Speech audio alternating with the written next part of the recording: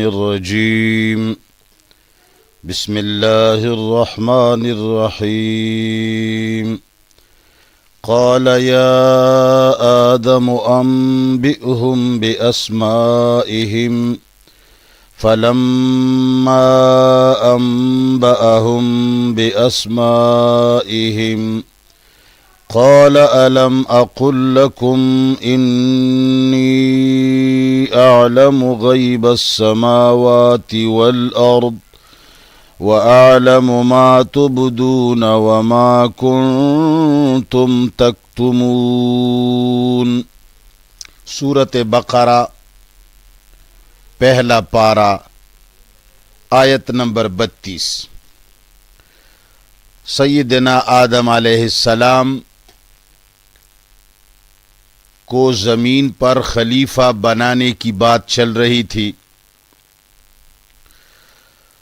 ملائکہ کو خبر دی گئی۔ ملائکہ نے خفیہ رازوں کو جاننے کے لیے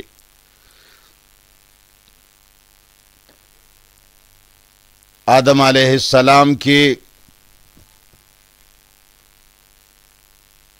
ذریت کا وہ پہلو ظاہر کر دیا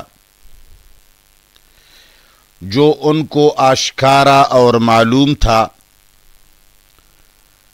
خفیہ پہلو پر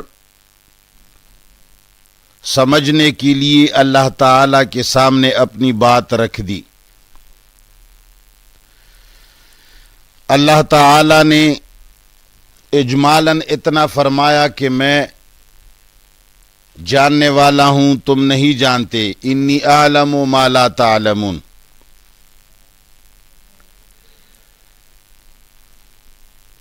اور ملائکہ نے بھی اس بات کا اقرار کیا کہ ہمارے پاس اتنا ہی علم ہے جتنا آپ نے دیا ہے۔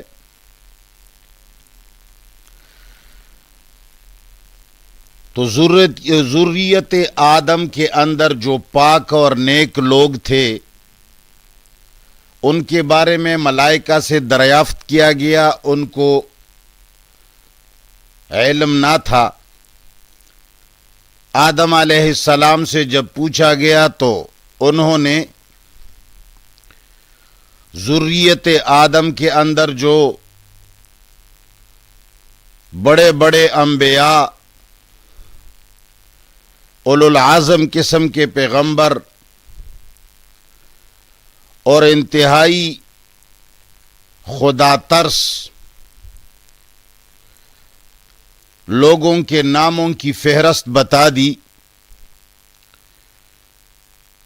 جو عام مفسرین کی رائے کے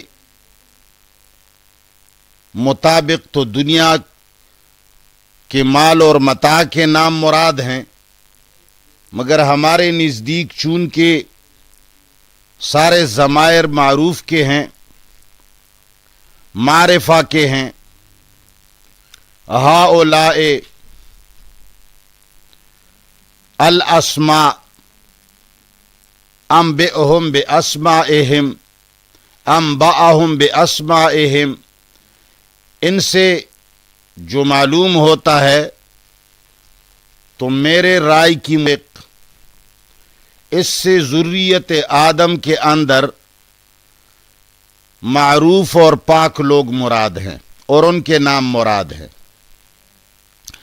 تو اللہ تعالیٰ نے جب آدم علیہ السلام کو مخاطب کر کے فرمایا، قال، اللہ تعالیٰ نے فرمایا، یا آدم، اے آدم، انبئہم، خبر دو ان کو، باسمائہم، ان کے ناموں پر، ان کے نام بتا دو۔ فلما انبأہم، پس جب انہوں نے ان کے نام بتا دیے، ان ناموں سے مراد دنیا کی عام چیزوں کے نام مراد نہیں ہیں، نہ ہی اس میں کوئی خاص حکمت نظر آتی ہے۔ فلما انبأہم، پس جب آدم نے ان کے نام بتا دیے، ان کے ناموں کی خبر دی، تو اتمام حجت کے بعد قال اللہ تعالی نے فرمایا الم اقل لکم، آیا میں نے نہیں کہا تھا تمہیں، انی اعلم کہ میں جانتا ہوں، غیب السماوات والارض تمام پوشیدہ چیزوں کو آسمانوں اور زمینوں میں نے پہلے سے بتایا تھا کہ آسمان اور زمینوں کے اندر چھپی ہوئی باتوں اور چیزوں کو میں جانتا ہوں، وَأَعْلَمُ اور میں جانتا ہوں، ما اس مقصد کو، تبدونا جو تم ظاہر کرتے ہو، جو کچھ تم ظاہر کرتے ہو، کہ اتجعل فیہا من یفسد فیہا ویسفک الدماء، وما اور اس چیز کو بھی جانتا ہوں، کنتم تکتمون جو تم چھپائے رکھے ہو، یعنی تمہارے دلوں کے بہیت کو جانتا ہوں کہ تمہاری رائے اور تمہارا خیال یہ ہے کہ ہمیں تو اس کا یہ پہلو معلوم ہے کہ یہ زمین میں فساد اور دنگا کریں گے، اس لیے کہ خلیفہ کے لفظ سے پتہ چلتا ہے کہ فیصلے ہوں گے، تو تم لوگ دل میں یہ بات چھپائے بیٹھے ہو کہ اللہ تعالی اس حکمت کو ہمارے سامنے ظاہر فرمائے جس حکمت کے لیے انسان کو پیدا فرماتے ہیں، یا جس حکمت کے پیش نظر انسان کو خلافت دی جا رہی ہے۔ تو تبدون سے مراد اتجعل فیہا من یفسد فیہا ویسفک الدماء ہے، وما کنتم تکتمون سے مراد اس حکمت سے باخبر ہونا مراد ہے جو انسان کو خلیفہ بنانے میں جو رازیں پوشیدہ ہیں۔ تو اللہ تعالی نے آدم علیہ السلام کو خلیفہ بنایا اور پیدا فرمایا۔ پھر کچھ لوگوں کا خیال یہ ہے کہ یہ آدم علیہ السلام کو جو سجدے کا حکم دیا گیا، یہ اس کو بنانے کے بعد جب اس کا ڈھانچہ تیار ہوا اور اس میں روح پھونکی گئی تو پھر یہ مکالمے کا ایک میدان سجایا گیا اور پھر ملائکہ سے کہا گیا کہ تم اس کو سجدہ کرو، تو سب نے سجدہ کیا مگر ابلیس نے انکار کیا۔ اس سے یہ لوگ یہ بات بھی نکال لیتے ہیں کہ آدم علیہ السلام کو جو فضیلت ملائکہ کے اوپر حاصل ہوئی، یہ علم کی بنیاد پر حاصل ہوئی۔ یہ بات قرآن کی کسی آیت سے ظاہر نہیں ہوتی۔ پہلی بات تو یہ ہے کہ یہ ترتیب جو یہاں مذکور ہے کہ پہلے یہ پوچھا گیا، پھر وہ ان سے پوچھا گیا، پھر ان کو بتا دیا گیا، پھر سجدے کا حکم ہوا، یہ ترتیب یہاں مراد نہیں ہے، اس لیے کہ وَإِذْ قَالَ وَإِذْ قُلْنَا لِلْمَلَائِكَةِ اس سے جو چیز شروع ہوتی ہے تو کلام عرب سے اس کا یہ مفہوم ظاہر ہے کہ ایک مستقل بات شروع ہے، یہ ترتیب پر دلالت نہیں کرتا۔ قرآن کریم کے اندر سورہ ہجر میں آیت ہے وَإِذْ قَالَ رَبُّكَ لِلْمَلَائِكَةِ إِنِّي خَالِقٌ بَشَرًا مِنْ صَلْصَالٍ مِنْ حَمَإٍ مَسْنُونٍ فَإِذَا سَوَّيْتُهُ وَنَفَخْتُ فِيهِ مِنْ رُوحِي فَقَعُوا لَهُ سَاجِدِينَ۔ اس آیت مبارکہ سے یہ پتہ چلتا ہے کہ یہ بات اللہ تعالیٰ نے بہت پہلے ملائکہ سے کہی تھی کہ میں ایک گھلے سڑے مٹی سے ایک بشر کو بناؤں گا، جب بناؤں گا تو تم سجدہ کرو گے۔ تو اس سورہ ہجر کی آیت سے پتہ چلتا ہے کہ یہ سجدے کا حکم بنانے اور روح ڈالنے اور امتحان لینے کے بعد والا نہیں ہے، یہ پیدا بھی نہیں ہوا تھا۔ اللہ تعالیٰ نے پہلے سے فرمایا کہ ایسی ایک چیز اور ایسا ایک بشر بناؤں گا جو گلے سڑی مٹی سے بناؤں گا. پھر تم نے ان کو ان کے سامنے بات ماننے اور ان کے سامنے تعظیم بجا لانے کے تم پابند ہو. یہ لوگ جو کہتے ہیں کہ بھئی ملائکہ کے اوپر انسان کی فضیلت علم کی بنیاد پر ہے، یہ بات یہاں نہیں نکلتی، اس لیے کہ آدم کو بھی پتہ نہیں تھا ان ناموں کا، ملائکہ کو بھی پتہ نہیں تھا. اب ملائکہ نے جب فرمایا کہ ہمیں پتہ نہیں ہے تو آدم کو اللہ تعالیٰ نے وہ نام سکھا دیے. تو جب آدم نے وہ نام لے لیے تو ملائکہ نے بھی سیکھ لیے. جو علم اللہ تعالیٰ نے آدم کو دیا، آدم کے بتانے سے وہ علم ملائکہ کو بھی حاصل ہو گیا. تو یہاں سے یہ بات نکالنا کہ علم کی بنیاد پر انسان کی فضیلت ہے، تو یہ بات قرین قیاس نہیں ہے. دونوں کو علم نہیں تھا، ایک کو اللہ نے بتایا تو علم حاصل ہوا، دوسرے کو آدم نے جب بتایا تو ان کو بھی علم حاصل ہوا. لیکن یہ حکم آدم کے سامنے عاجزی کرنے کے اور آدم کی تابعداری کا جو حکم قرآن نے ذکر کیا ہے، یہ امتحان تھا ملائکہ کا. کہ دیکھیں ملائکہ جبکہ ان کو نور سے پیدا کیا گیا ہے اور جنات کو نار سے پیدا کیا گیا ہے، دیکھو کون اس کی تابعداری کرتا ہے، کون حکم کی نافرمانی کرتا ہے.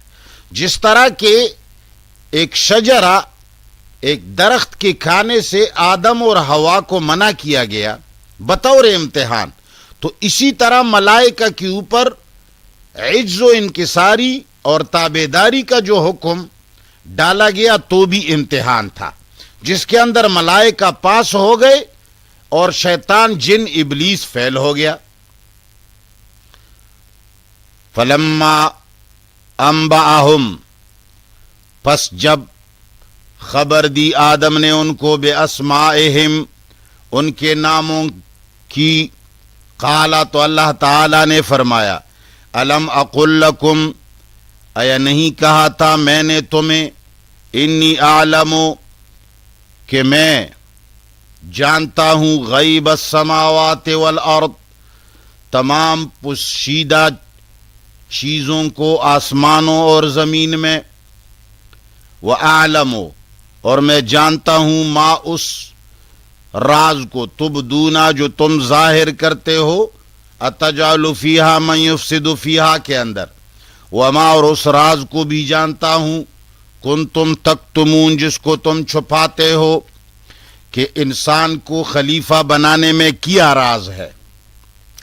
وَإِذْ قُلْنَا لِلْمَلَائِكَةِ، وَإِذْ قُلْنَا، اور جب کہا ہم نے، دیکھو یہ ایک مستقل بات ہے، ترتیب نہیں ہے اس میں، دوسری جگہوں میں اس کے خلاف ذکر ہے، یہاں ترتیب مراد نہیں. وَإِذْ قُلْنَا، جب کہا ہم نے، لِلْمَلَائِكَةِ، ملائکہ کو، اسجدوا لآدم، کہ تم آدم کی تابعداری کرو. سجدہ جو ہے یہ یاد رکھنا، قرآن کریم کی دیگر سورتوں میں، سورت رحمان اور اس طرح اور جگہوں میں، 3-4 جگہوں میں اللہ تعالی نے آسمانوں، زمینوں، سورج، چاند، درختوں کا سجدہ ذکر کیا ہے. وَالنَّجْمُ وَالشَّجَرُ يَسْجُدَانِ، تو سجدے کا یہ معنی نہیں ہے کہ پیشانی اور ناک کو زمین پہ رگڑنا. کہا جاتا ہے کسی چیز یا کسی کے سامنے عاجزی، انکساری اور اس کی تابعداری کو. اب زمین اور آسمان اور سورج اور چاند کے سجدے کا جو قرآن نے ذکر فرمایا ہے تو اس سے تابعداری، عجز اور انکساری مراد ہے. اور یہاں بھی یہی عجز، انکساری اور تابعداری مراد ہے، اس لیے کہ اصطلاحی سجدہ 7 اعضاء کو زمین پر رکھنا، پیشانی اور ناک کو زمین پر رگڑنا، یہ اللہ کے علاوہ کسی کے لیے جائز نہیں ہے اور نہ پہلے جائز تھا.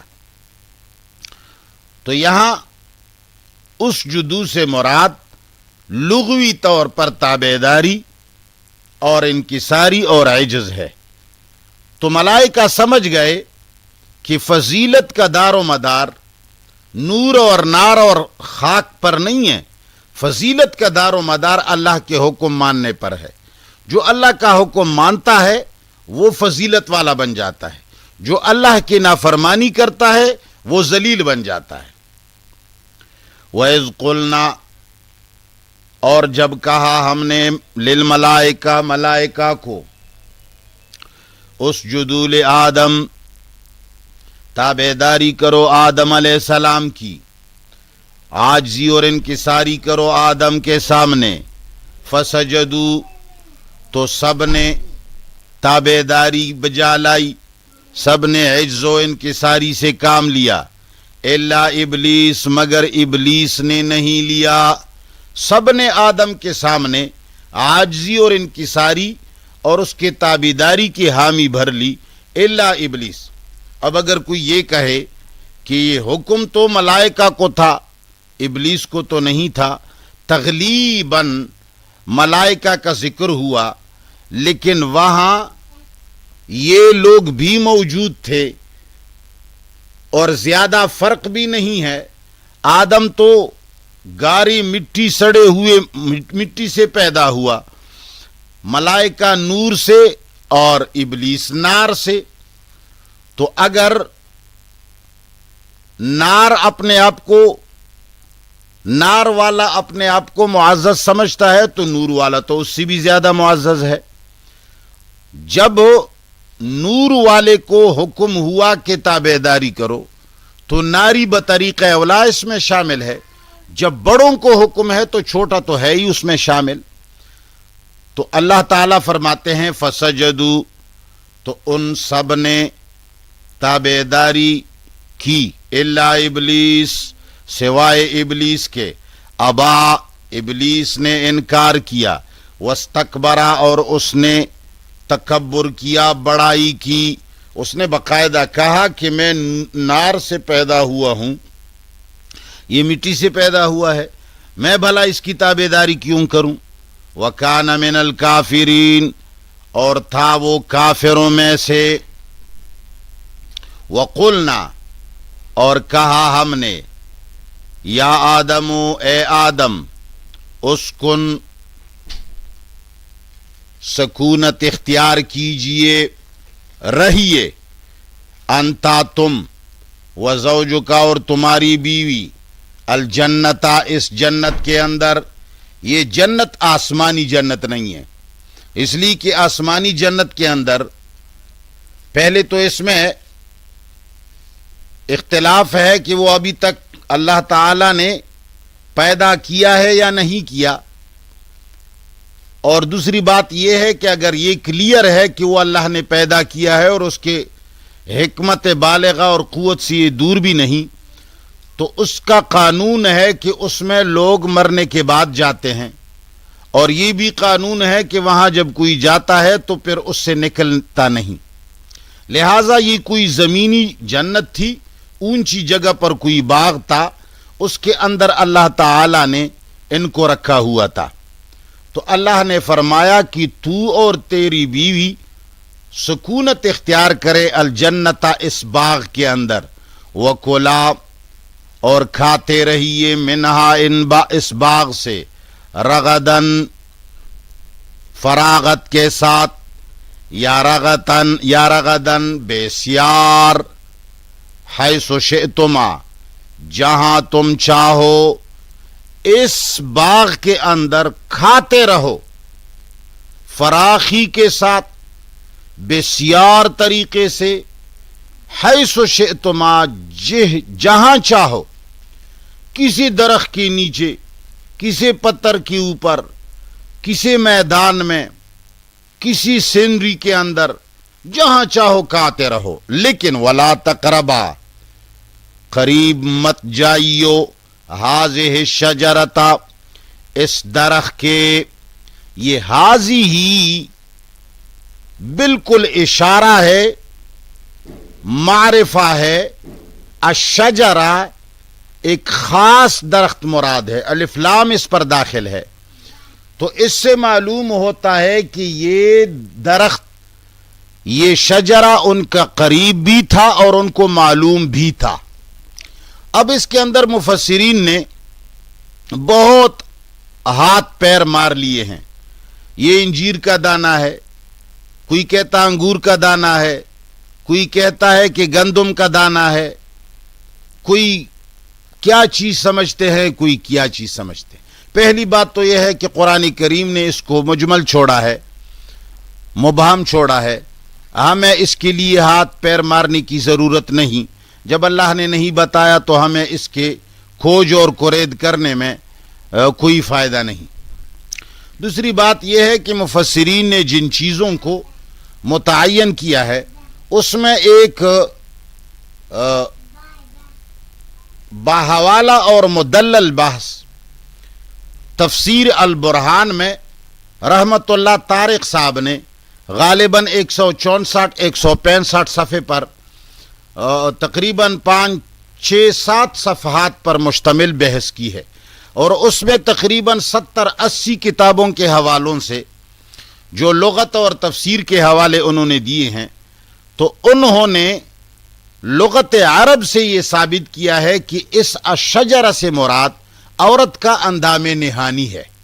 یہ کنایہ ہے عورت کے اندام نہانی سے کہ آدم علیہ السلام اور حوا کو یہ حکم تھا کہ تم نے اس باغ کے اندر سب کچھ جائز ہونے کے باوجود جماع نہیں کرنا ہے۔ وَلَا تَقْرَبَا هَٰذِهِ الشَّجَرَةَ، اس درخت کے قریب نہیں جانا ہے، یعنی آپس میں جماع نہیں کرنا ہے۔ اور یہ نہیں وقتی طور پر تھا، صرف کچھ وقت کے لیے، اور امتحاناً تھا۔ جس طرح کے ملائکہ کے اوپر اللہ تعالیٰ نے امتحان کیا سجدہ آدم کے ذریعے، اس طرح آدم کے اوپر اللہ نے امتحان کیا وَلَا تَقْرَبَا هَٰذِهِ الشَّجَرَةَ کے ذریعے۔ تو اللہ تعالیٰ نے فرمایا وَلَا تَقْرَبَا، اور قریب نہ جائیو هَٰذِهِ الشَّجَرَةَ، اس معلوم درخت کے، فَتَكُونَا مِنَ الظَّالِمِينَ، تو ہو جائیں گے تم ظالموں میں سے، تم لوگ گناہگار ہو جاؤ گے، ظالم ہو جاؤ گے، ٹھہر جاؤ گے۔ فَأَزَلَّهُمَا، پس پھسلایا ان دونوں کو، الشیطان و شیطان نے، عنہا، اس درخت کے ذریعے، شیطان نے ان دونوں کو پھسلایا، دھوکہ دیا، عنہا، اس درخت کے بارے میں، فَأَخْرَجَهُمَا، پس نکالا ان دونوں کو، مما، ان نعمتوں سے، کانا فیہ، جو تھے دونوں اس میں۔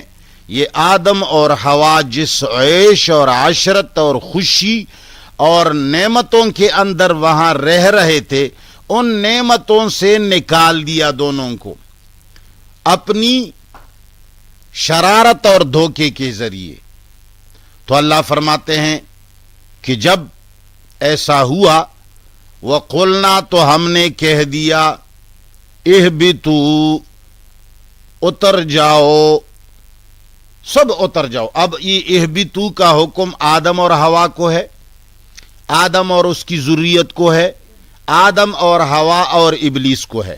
تو اس میں بھی بہت سارے اقوال ہیں، مگر سب سے دل لگتا قول اور سب سے قوی قول یہ ہے کہ یہ آدم، حوا اور ابلیس کو ہے۔ جمیعاً کا لفظ بہت سارے جگہوں میں آیا ہے، تو یہ سب کو ہے۔ اور بعضکم لبعض عدو سے معلوم ہوتا ہے کہ فطری دشمنی انسان کی یہ ابلیس کے ساتھ ہے، اور ابلیس کی انسان کے ساتھ ہے۔ انسان کی انسان کے ساتھ فطری دشمنی نہیں ہے، ان کے اندر تو فطری طور پر انس اور محبت ہے، دشمنی تو عارضی طور پر بن جاتی ہے۔ تو وَقُلْنَا، ہم نے کہا، اِہْبِطُوا، اتر جاؤ، بعضکم لبعض، تمہارے بعض کے لیے، عدو، دشمن ہیں۔ یقینی بات ہے، انسان شیطان کا دشمن ہے، اِنَّهُ لَكُمْ عَدُوٌّ مُبِينٌ، شیطان انسان کا دشمن ہے۔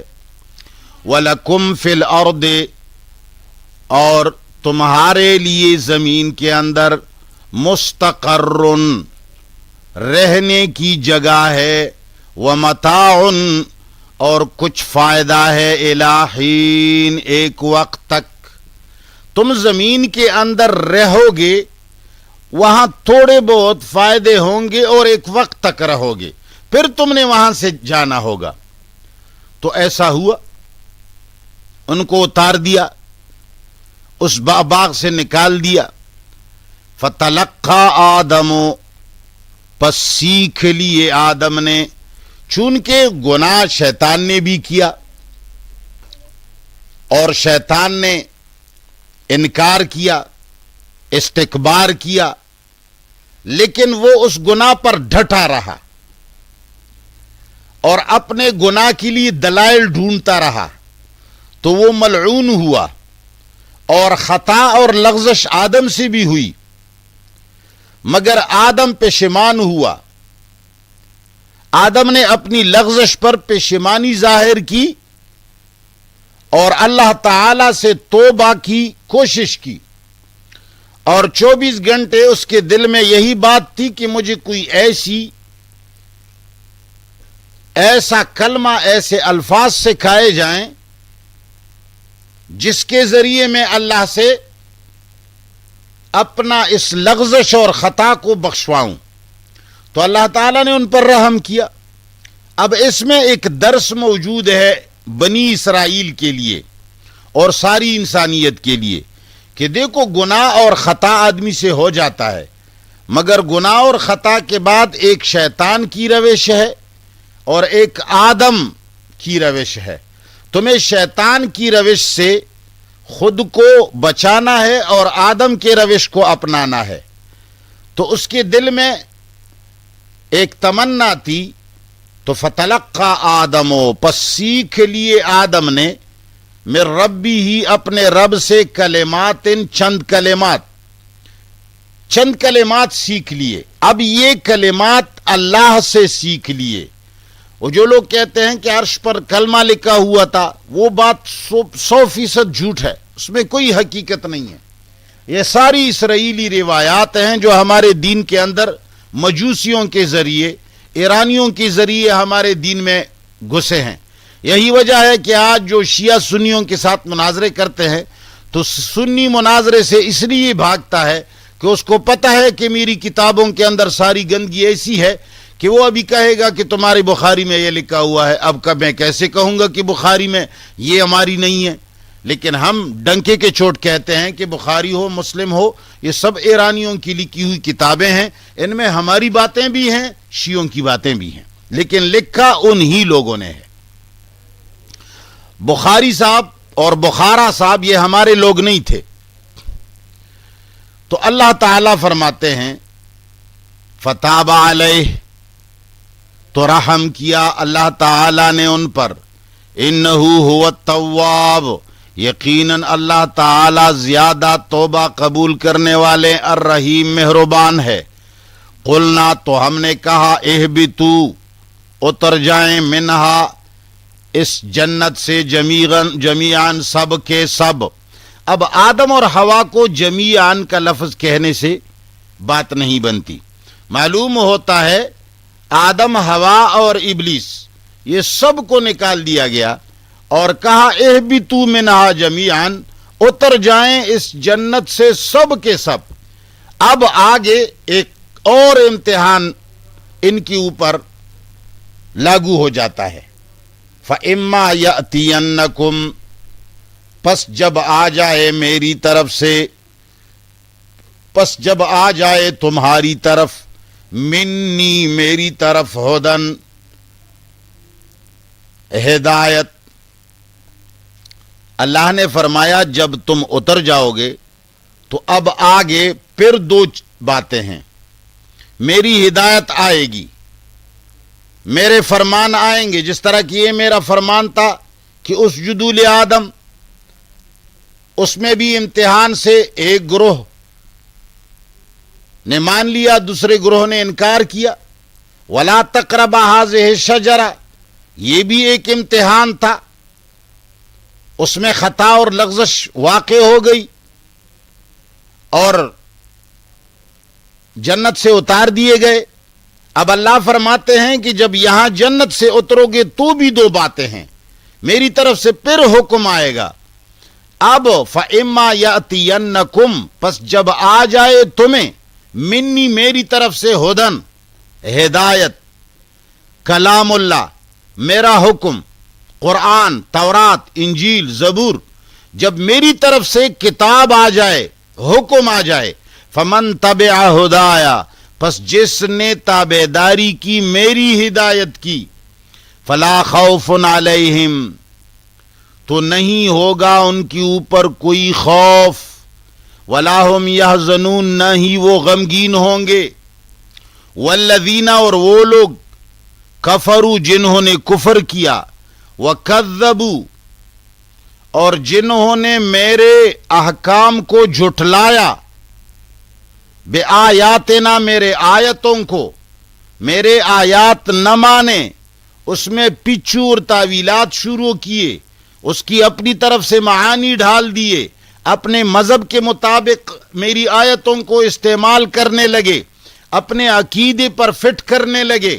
عقیدہ شیطان نے سکھایا اور اب آیتوں سے اس کے لیے استدلال کرتا ہے آیتوں کو تروڑ مروڑ کر اپنے عقیدے پہ لگاتا ہے. وَكَذَّبُوا بِآيَاتِنَا اور میری آیتوں کو جھٹلاتا ہے میرے احکام کو جھٹلاتا ہے. میں کچھ کہتا ہوں یہ اس سے کچھ سمجھتا ہے میری آیتوں کو اپنی طرف سے معنی پہناتا ہے. یہ ہمارے امام نے معنی کیا ہے یہ ہمارے محدث نے کیا ہے یہ ہمارے شیخ نے کیا ہے یہ ہمارے مفتی صاحب نے کیا ہے. نہیں قرآن اپنا معنی خود سناتا ہے. وَلَقَدْ صَرَّفْنَا فِي هَذَا الْقُرْآنِ اللہ تعالیٰ اس قرآن کے اندر باتوں کو گھماتا ہے. ایک جگہ اللہ ایک حکم کو لاتا ہے تو اس کا معنی اور تفصیل دوسری جگہ میں خود دیتا ہے. قرآن کو باہر سے نہ معنی کی ضرورت ہے نہ تفسیر کی ضرورت ہے نہ تشریح کی ضرورت ہے. اگر قرآن کے ساتھ نبی لازم اور ملزوم ہوتا تو نبی کو اللہ تعالیٰ واپس نہ بلاتا اس کو زندگی دراز دے دیتا. اگر اس کے لیے علماء کا ہونا ضروری ہوتا تو علماء نہ مرتے اور اللہ تعالیٰ صحابہ کرام کو علماء کے نام سے پکارتا. نہیں قرآن ایک مستقل کتاب ہے اس کی سب کچھ تبیانا لکل شیء اس میں سب کچھ خود موجود ہے. تو اللہ فرماتے ہیں والذین کفروا اور وہ لوگ جنہوں نے کفر کیا وکذبوا بآیاتنا اور تکذیب کی جھٹلایا میرے آیتوں کو اولئک اصحاب النار اولئک تو یہی لوگ اصحاب النار یہ دوزخ والے لوگ ہیں ہم یہی لوگ فیہا اس دوزخ اس نار کے اندر خالدون ہمیشہ رہیں گے. اللہ تعالی ہمیں ہدایت یافتہ لوگوں میں فمن تبع ہدایا لوگوں کے اندر ہمیں شامل کرے. اللہ ہمیں وہ ایمان بخش دے جو قرآن پر ہو جو قرآن کو خارج کا محتاج نہ سمجھتا ہو. جس طرح کہ رسول اللہ کے زمانے میں نہ بخاری نہ مسلم نہ لسان العرب نہ منجد کوئی کتاب نہیں تھی پھر بھی کتاب اللہ کو لوگ سمجھ رہے تھے. اور آج بھی قرآن اپنے تشخص کو باقی رکھا ہوا ہے. ہم صرف قرآن کو جب مانیں گے نیچی چیزوں کو مانیں گے لیکن قرآن کی روشنی میں. ہم احادیث کو بھی مانیں گے قرآن کی روشنی میں ہم لغت کو بھی مانیں گے قرآن کی روشنی میں ہم صرف نحو کو بھی مانیں گے قرآن کی روشنی میں ہم مسلمانوں کو بھی مانیں گے ماں باپ کو بھی مانیں گے مگر قرآن کی روشنی میں. یہ نہیں کہ دوسروں کی روشنی میں قرآن کو سمجھنے کی کوشش کریں. پھر یہی ہوگا جس طرح کہ ہمارے دین کے اندر ہزاروں مذہب اور ہزاروں مکتب بنے ہوئے ہیں یہ صرف اس وجہ سے کہ ہم نے غیروں کی روشنی سے قرآن کو سمجھنے کی کوشش کی. بس لفظی ترجمہ سنتے جائیے.